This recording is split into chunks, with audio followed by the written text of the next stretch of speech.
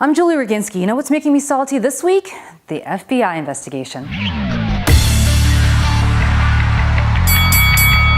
Here's why I'm salty about the investigation. So the White House was actually limiting the number of people that the FBI could interview to find out and get to the bottom of what exactly happened in the early 80s in that house in Maryland, where Dr. Blasey Ford claims that Judge Kavanaugh sexually assaulted her.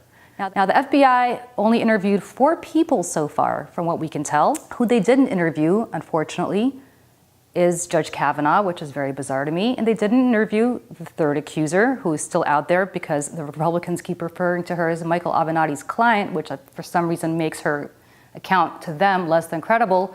And they didn't interview Dr. Blasey Ford, which to me is just inexplicable. There are a lot of things they didn't do because the White House told them not to. Then, presto, after all of this controversy, the White House relented and the president said that they could investigate whomever they want, but it still had to be within the 1-week time limit, which ends this Friday.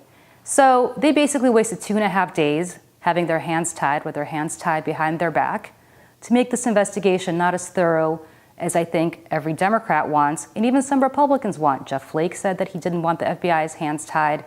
And I'm sure there are other reasonable Republicans who don't want the same, or who do want the same. Why are we setting a limit and a time limit on when the FBI can do its work? And why were we setting limits on whom the FBI could interview rather than getting down to the truth?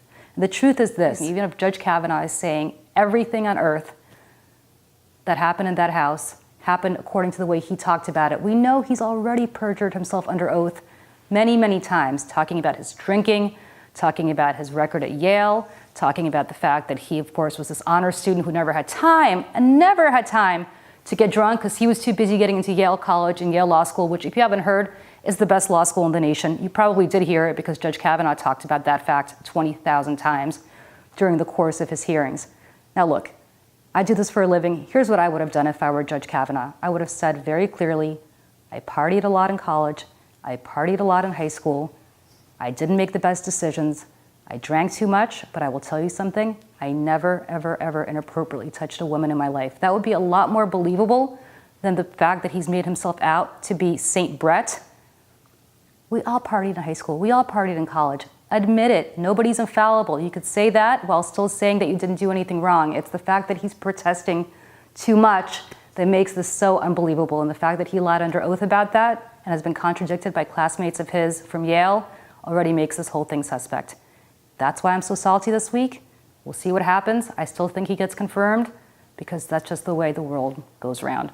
I'm Julie Roginsky, and I'll get salty with you again next week.